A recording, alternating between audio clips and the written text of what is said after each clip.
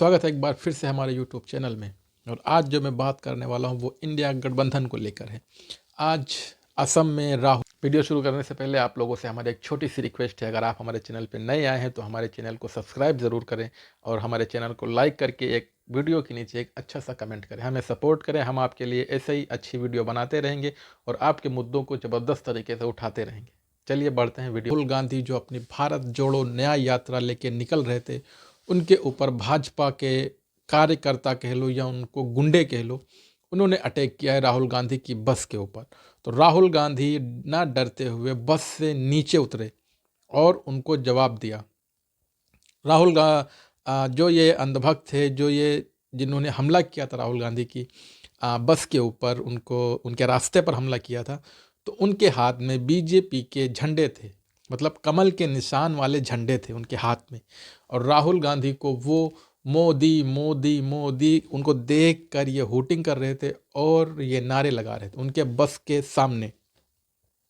राहुल गांधी की भारत जोड़ो न्याय यात्रा मणिपुर से शुरू होकर अभी इस टाइम असम में गुवाहाटी के बीच से गुजर रही है और उनके बीच अभी ये एक मामला पेश आया है। इससे पहले हेमंत बिश्वा शर्मा जो कि वहाँ के मुख्यमंत्री हैं, सीएम हैं, वो राहुल गांधी को वार्निंग देते हुए बोल रहे थे कि वो शहर के बीच से अपनी भारत जोड़ो न्याय यात्रा ना निकालें, वरना हमें कानून व्यवस्था की हमारी कोई भी गारंटी नहीं रहेगी। मतलब एक सूबे का, एक राज्य का सीएम जिसके हाथ में कानून व्यवस्था होती है, जिसके हाथ में पूरा राज्य होता है, उसको हर चीज़ देखनी होती है, अगर वो आदमी ऐसा बयान देगा तो वहाँ की कानून व्यवस्था क्या होगी, ये आपको सोचने पे मजबूर करेगा। और वही हुआ आज राहुल गांधी के साथ। सिर्फ इतना ही कहना चाहूँगा कि आपने जो किया है उन लोगों के साथ, आप जो उसका डट के मुकाबला किया है वो काबिल तारीफ़ है, मगर आपको ऐसे हमले इंडिया में, पूरे इंडिया में झेलने पड़ेंगे बीजेपी के प्रति। तो इन जैसे हमलों को आप अकेले रोक नहीं सकते। आपको अपने साथ बहुत से अलायंस को अभी मिलाना बाकी है, बहुत से लोगों को अभी अपने गठबंधन में लेना बाकी है, जिसमें एक नाम है मायावती। मायावती को अभी तक आपने अपने गठबंधन में नहीं लिया है, इससे आपको बहुत ज़्यादा नुकसान होने वाला है, क्योंकि आपको अभी ये भारत जोड़ो न्याय यात्रा बहुत से राज्यों से होकर निकलनी है, बहुत से स्टेट से होकर निकलनी, बहुत से ज़िलों से होकर निकलनी, जो कि बीजेपी शासित हैं, कुछ तो कांग्रेस शासित है और कुछ वहाँ के जो रीजनल पार्टियां हैं उनके राज्य हैं, मतलब वहाँ पे वो जीते हुए हैं। तो मेरा आपसे सिर्फ इतना ही सवाल है, इतना ही कहना है कि आप इन लोगों का डट के मुकाबला कीजिए, मगर अकेले नहीं कर सकते हैं, क्योंकि इन लोगों के पास सत्ता की पावर है, इन लोगों के पास प्रशासन है, इन लोगों के पास सारी एजेंसीज हैं। आप इनसे अकेले मुकाबला नहीं कर सकते हैं। आपको हर उस पार्टी को साथ में लेना होगा जो आपका समर्थन चाहती है, जैसे मायावती हो गई और एक असदुद्दीन ओवैसी की पार्टी AIMIM हो गई, क्योंकि इन लोगों की पार्टी आपको हर हाल में गठबंधन में लेना ही पड़ेगा। इनके पास वोट बैंक बहुत है, बहुत ज़्यादा इनके पास वोट बैंक है, क्योंकि ये नेशनल लेवल के नेता हैं और इनकी बातें लोग सुनते हैं, लोग कान लगा के सुनते हैं इनकी बातें। और इनकी जहाँ भी सभाएं होती हैं, जहाँ भी इनके मंच लगते हैं, लोग लाखों में इनको सुनने आते हैं। आप भारत जोड़ो न्याय यात्रा लेके निकले हैं, इससे ज़रूर आपको फ़ायदा होगा, मगर जब तक कि आप लोगों को जोड़ेंगे नहीं तब तक कि आपको कुछ भी फ़ायदा ज़मीन स्तर पे नहीं होने वाला है, मेरे हिसाब से। क्योंकि मायावती एक बेहतर लीडर है, अभी तक उनको आपने हाँ, हो सकता है आपने कुछ उनको न्योता भेजा हो बात करने के लिए या उनको सीट शेयरिंग को लिए, मगर उत्तर प्रदेश में आप ये सोच लीजिए कि मायावती एक किंग मेकर है। 18 से लेके 19% तक वोट उनका रिजर्व रहता है, मतलब रहता ही रहता है उनके पास। तो ये आप गलती बिल्कुल भी ना करें, अखिलेश यादव के चक्कर में आप पड़ के ये गलती बिल्कुल भी ना करें। अखिलेश यादव का वोट बैंक जो आधा वोट बैंक है, यादव वोट बैंक, जो कि पूरे उत्तर प्रदेश में 9 से 10% है, 10% तो बहुत हो गया, मेरे हिसाब से 8% होगा, वो 8% बीजेपी में 4% जा चुका है। मतलब समाजवादी के पास सिर्फ और सिर्फ 4% वोट है, सिर्फ अपनी बिरादरी का, यादव बिरादरी का वोट सिर्फ 4% है या अखिलेश यादव के पास। और कांग्रेस पार्टी के पास तो वैसे भी कोई वोट बैंक नहीं है, क्योंकि अगले लोकसभा चुनाव में कांग्रेस पार्टी बहुत बुरी तरीके से हारी थी। बहुत ही बुरी तरीके से हारी थी। वो अपनी एक अमेठी जो उसकी पुश्तैनी सीट थी वो हार गई थी। वो एक रायबरेली सीट जीती थी जहाँ से इस टाइम कांग्रेस की मुखिया सोनिया गांधी जी, श्रीमती सोनिया गांधी जी ने वहाँ से चुनाव लड़ा था। इस वजह से वो वहाँ से जीत गई थी। मगर ये आगे भी ये दोहराने वाला, मतलब आगे ये होने वाला नहीं है, क्योंकि आगे आने वाला टाइम 2024 बहुत ही खतरनाक चुनाव होने वाला है 2024 में। एक हिसाब से कह लो तो कितने नेता ये बात कह रहे हैं कि अगर ये चुनाव अगर इंडिया गठबंधन हारता है तो ये मान के चलो कि संविधान जो है वो ख़त्म हो जाएगा। ऐसा लोग कहते हैं, ऐसा नेता कहते हैं। बहुत से ऐसे नेताओं के ट्वीट हमने पढ़े हैं, बहुत से ऐसे नेताओं के आर्टिकल हमने पढ़े हैं जो ये लोग कहते हैं। ऐसा हालांकि देश में ऐसा होगा नहीं, क्योंकि हमारा देश सेकुलर देश है और यहाँ पे संविधान लागू है। ऐसा तो मुश्किल है संविधान ख़त्म करना या किसी का वोट राइट्स छीनना या यहाँ पे डेमोक्रेसी ख़त्म करना। मेरे हिसाब से तो ये पॉसिबल नहीं है, मगर जो पॉसिबल है वो ज़रूर करना चाहिए। मेरे ख्याल से जो AIMIM उसको कम से कम 3 सीट दे देनी चाहिए। पूरे भारत में वो कम से कम 3 सीट पे ही लड़ते हैं, क्योंकि उनको एक हैदराबाद की सीट है और एक सीट शायद किशनगंज है। यहाँ आप सांसद किसको देना चाहते हैं बताइए? हम सांसद देखना चाहते हैं, अगर मौलाना असराउल हक कासमी के अगर सेकंड हेड में है, दूसरा रूप में है, तो अख्तरुल ईमान है, हम लोग उसी को चुने हैं। सरकार बनाने चाहते हैं तो वो कांग्रेस को। अख्तरुल ईमान जैसा आदमी गरीबों का भी दुख दर्द जानता है, हम लोग से भी हाथ मिलाता है, और हम लोग बराबर उसको 2 महीना 3 महीना बाद देखते हैं, हाथ मिलाते हैं, पौवा खाली भी आता है। और डॉक्टर जावेद जो है वो कभी नहीं देखा अभी तक। अच्छा, वो आते नहीं है? वो आते नहीं। तो आप जानते हैं ना आपके सांसद का नाम डॉक्टर जावेद साहब है? हाँ जी, हम लोग का सांसद का नाम डॉक्टर जावेद साहब हैं। अच्छा, और पिछले हाँ, हम लोग कांग्रेस ही किए थे, कांग्रेस को वोट दिए। इस बार हम लोग अख्तरुल ईमान को वोट देंगे, लेकिन इस बार हम लोग इसको नहीं वोट देंगे, इसका डॉक्टर जावेद को वोट नहीं देंगे। अच्छा, पहले कांग्रेस को वोट देते थे? अच्छा, पिछले बार डॉक्टर जावेद साहब को ही वोट दिए थे कांग्रेस में? हाँ, लेकिन इस बार नहीं देंगे? इस बार नहीं देंगे, क्योंकि वो काम नहीं किया सही से, गरीबों को नहीं देखा। अपने उसके दरवाजा में बहुत आदमी किया है, लेकिन उन्होंने ऐसा नहीं किया। इधर उधर देके अपने कार्यकर्ता को देकर समझा बुझा के भेज दिया। अच्छा, अख्तरुल ईमान को जो आप वोट करना चाहेंगे, कुछ तो खूबी होगी ना उसके अंदर भी, जिसकी वजह से आप उसको वोट देंगे? उसके अंदर खूबी है, बहुत ऐसा खूबी हमने अभी बताया ना कि मौलाना असराउल हक के अगर दूसरे रूप में है तो अख्तरुल ईमान है। वो मौलवी है और पढ़ा लिखा अच्छा खासा है।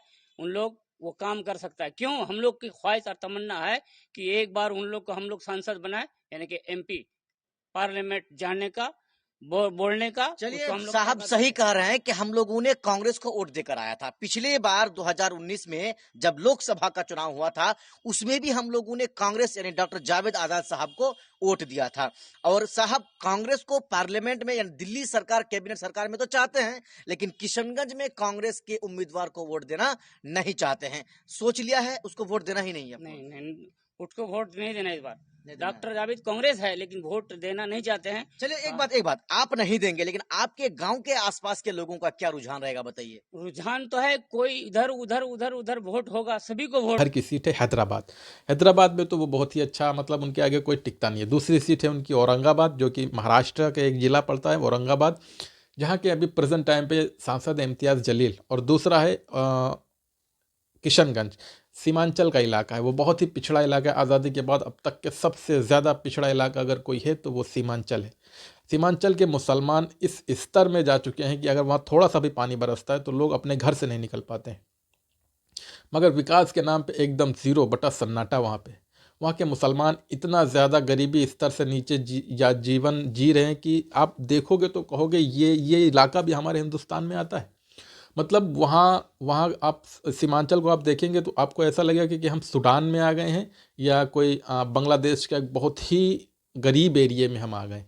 हालांकि बांग्लादेश की इकोनॉमी बहुत अच्छी ऊपर जा रही है, मगर हम जो सीमांचल की बात कर रहे हैं वहाँ पे इस टाइम जो सांसद हैं, इनके कांग्रेस के सांसद हैं डॉक्टर जावेद से काफ़ी लोग नाराज़ हैं। बहुत से लोग नाराज़ हैं डॉक्टर जावेद से। आप ये वीडियो देख। किशनगंज है, यहाँ आप सांसद किसको देना चाहते हैं बताइए? हम सांसद देखना चाहते हैं, अगर मौलाना असराउल हक कासमी के अगर सेकंड हैंड में है, दूसरा रूप में है, तो अख्तरुल ईमान है, हम लोग उसी को चुने हैं। सरकार बनाने चाहते हैं तो वो कांग्रेस को। अख्तरुल ईमान जैसा आदमी गरीबों का भी दुख दर्द जानता है, हम लोग से भी हाथ मिलाता है, और हम लोग बराबर उसको 2 महीना 3 महीना बाद देखते हैं, हाथ मिलाते हैं, पौवा खाली भी आता है। और डॉक्टर जावेद जो है वो कभी नहीं देखा अभी तक। अच्छा, वो आते नहीं है। वो आते नहीं। तो आप जानते हैं ना, आपके सांसद का नाम डॉक्टर जावेद साहब है। हाँ जी, हम लोग का सांसद का नाम डॉक्टर जावेद साहब हैं। अच्छा, और पिछले हाँ, हम लोग कांग्रेस ही किए थे, कांग्रेस को वोट दिए। इस बार हम लोग अख्तरुल ईमान को वोट देंगे, लेकिन इस बार हम लोग इसको नहीं वोट देंगे, इसका डॉक्टर जावेद को वोट नहीं देंगे। अच्छा, देखिए, आप इस वीडियो में वो कह रहे हैं कि हमने डॉक्टर जावेद को आज तक देखा भी नहीं है। डॉक्टर जावेद ने जब से वो जीते हैं, हमने उसकी शक्ल भी नहीं देखी है। डॉक्टर जावेद को हम अब की बार वोट नहीं देंगे। मतलब डॉक्टर जावेद को वोट नहीं देंगे तो कांग्रेस को वोट नहीं देंगे, क्योंकि डॉक्टर जावेद तो कांग्रेस के प्रत्याशी हैं। और जेडीयू जो पिछली बार बीजेपी के साथ थी, बीजेपी के साथ अलायंस में मिल के वो चुनाव लड़ी थी, वो दूसरे नंबर पे आई थी किशनगंज सीमांचल में। और ये जो अख्तरुल ईमान थे, ये तीसरे नंबर पे आए थे, जबकि इनको 2,95,000 वोट मिला था इनको। 30,000 से मार्जिन से मिनिमम हारे थे ये। तो मेरा यही कहना है, मेरा सीमांचल के लोगों से गुजारिश है कि अख्तरुल ईमान को जिताइए, क्योंकि पूरे बिहार में अगर कोई मुस्लिम की एक आवाज़ है, एक आवाज़ कोई मुस्लिम की, वैसे तो सेकुलर दल अपने आप को कहते हैं कि हम मुस्लिम हितैषी हैं, मुस्लिम के सारे मुद्दे बात करते हैं, मुस्लिमों के लिए हम काम करते हैं, मगर आपको कहीं ज़मीनी स्तर पे कोई काम करता हुआ नज़र आता है? अभी कितने सारे केस हुए हैं बिहार में, कितने सारे मसले हो गए, कितने सारे मुद्दे हैं, मगर कोई भी बात करने को तैयार नहीं है। इन पे सिर्फ और सिर्फ कौन बोलता है? AIMIM के नेता बोलते हैं। हमारा वीडियो बनाने का ये मकसद नहीं है कि हम उनकी तारीफ़ करते हैं या उनका सपोर्ट करते हैं या उनको वोट देते हैं। हमारा संवैधानिक अधिकार है, हमारा जिसको मर्जी होगा उसको वोट देंगे, मगर अपने दिमाग से ये सोचो कि कौन सा नेता आपको लगता है कि हाँ ये बात सही सच कह रहा है। उनकी बातों से ही आपको लग जाएगा कि हाँ ये नेता सच कह रहा है। अगर आपके पास थोड़ा दिमाग है, थोड़ा सा अगर आपके पास माइंड है, सोचने की क्षमता है, सुनने की सलाहियत है, तो आपको लगेगा कि जो मंच पे खड़े होकर असदुद्दीन ओवैसी बोलता है वो एक एक हरफ सच है। वो बोलता है कि मुसलमान शिक्षा में सबसे पीछे है। जिम्मेदार कौन? जो सेकुलर सरकारें हैं वो जिम्मेदार। मुसलमान जॉब में, गवर्नमेंट जॉब में सबसे पीछे है। जिम्मेदार कौन? जो सेकुलर नेता हैं वो जिम्मेदार हैं। मुसलमान का लिटरेसी रेट इतना ज़्यादा नीचे गिर चुका है। जिम्मेदार कौन? जिसको तुम वोट देते आ रहे हो 70 साल से। 70 साल से किसको वोट देते आ रहे हो? कांग्रेस को, जो अभी इंडिया गठबंधन का एक बड़ा सा अलायंस बनाने की फिराक में है, जो कि सबसे कोई इधर भाग रहा है, कोई उधर, कोई अपने आप को सीएम पद का उम्मीदवार घोषित कर रहा है। केजरीवाल अपने आप को सीएम पद का उम्मीदवार घोषित कर रहे हैं। ममता बनर्जी अपने आप को सीएम पद का उम्मीदवार घोषित कर रहे हैं, और अखिलेश यादव अपने आप को सीएम पद का उम्मीदवार घोषित कर रहे हैं। मगर मेरे ख्याल से इंडिया गठबंधन अगर मायावती को पीएम पद का उम्मीदवार घोषित कर देती है तो ये उनके लिए मास्टर स्ट्रोक होगा। उनके लिए ये मास्टर स्ट्रोक होगा, और मोदी जी के सारे पैंतरे धरे के धरे रह जाएंगे। वो फिर जीतने वाले नहीं हैं, पूरे इंडिया में जीतने वाले नहीं हैं, क्योंकि दलितों की आबादी बहुत है पूरे इंडिया में। ओबीसी तो उनको, क्योंकि पिछली बार जो 2019 में लोकसभा चुनाव हुआ था तो उसमें गठबंधन को ज़्यादा वोट मिले थे, बीजेपी को कम मिले थे उनको वोट। बीजेपी को तकरीबन 46 या 47% मिले थे, और जबकि सारा वोट विपक्ष को मिला था। विपक्ष उस टाइम बिखरा हुआ था, क्योंकि में इंडिया अलायंस में, तब तो इंडिया अलायंस ज़्यादा बना नहीं था, बहुत से सीट में। जब 2019 में चुनाव हुआ था तो बीजेपी के साथ बहुत सारी पार्टियां थी। शिवसेना जो साथ में थी, जेडीयू साथ में थी, और भी बहुत सारी थी। ये एक पंजाब की अकाली दल साथ में थी, बहुत सारी पार्टियां थी। मगर अभी बीजेपी की हालत बहुत ज़्यादा पतली है, क्योंकि शिवसेना जा चुकी है, अकाली दल जा चुकी है, जेडीयू जा चुकी है। ये सब और सब इनके जो घटक दल थे वो नाता तोड़ के जा चुके। तो ये मौका इंडिया गठबंधन के पास बहुत अच्छा है बीजेपी को हराने के लिए। अगर इनके नेता घमंड में चूर रहते हैं, अगर ये अपने कुंबे से जो इनका पुराना रवैया है, जो कि क्या कहते हैं उसको, राजपाट वाला रवैया है, अगर वो ज़मीनी स्तर पे आके काम नहीं करते हैं तो ये इनको 2024 में भी मुश्किल हो जाएगा। मैं बात कर रहा था सीमांचल की, तो मैं वापस सीमांचल पे चलता हूँ। सीमांचल में इतना ज़्यादा गरीब और पिछड़ापन है कि आप इस वीडियो से देख सकते हैं कि वहाँ अभी भी छप्पर घाव, जो उसके धान के जो उनका एक पया, वो क्या कहते हैं, छप्पर पैरा जो होता है उसका रखा हुआ है अभी भी। इतना ज़्यादा पिछड़ापन है। जबकि आ, प्रधानमंत्री आवास जो कि प्रधानमंत्री खुद मंच से चिल्ला चिल्ला के कहते हैं कि हर आदमी को जब तक कि हम घर नहीं दे देंगे तब तक के हम चैन से नहीं बैठेंगे। मगर क्या बात है आखिर जो सीमांचल में अभी भी सीएम आवास अभी तक बहुत ही ना के बराबर पहुँचे। तो ये किसकी जिम्मेदारी बनती है? ये जिसको आपने वोट दिया है उसकी जिम्मेदारी बनती है कि वो जाएं, सरकार से बात करें और आपके लिए आपका काम करें। आपने 5 विधायक एआईएम के जिताए थे, 4 तो पैसे लेके राजगड्डी में चले गए, तो आपकी बात कौन करेगा? वो तो बात करने आएंगे नहीं। उन्होंने तो पैसा अपनी जेब भर लिया, अपने बच्चों का फ्यूचर देख लिया। अपने बच्चों को वो अमेरिका भेज देंगे, विदेश भेज देंगे, लंदन भेज देंगे, वो पढ़ेंगे, आपके बच्चे खेत में जाके मजदूरी करेंगे। तो ये माइंडसेट आप अपना बदलिए। आप देखिए कि आपकी बात कौन कर रहा है। आपको लगता है कि एआईएमआईएम को हम वोट देंगे तो ये एक सीट जीतने से ये क्या कर लेंगे? तो मेरा सवाल, जो ये अंधभक्त जो मुसलमानों, ऐसा नहीं है कि बीजेपी में ये अंधभक्त है, मुसलमानों में भी एक नंबर के टुच्चे अंधभक्त जिनके दिमाग में भूसा भरा हुआ है। राजनीति उनको 1 इंच की नहीं आती, 1 इंच की राजनीति नहीं आती। वो कहते हैं कि अगर हम एक सीट असदुद्दीन ओवैसी को एआईएमआईएम को जिता देंगे, या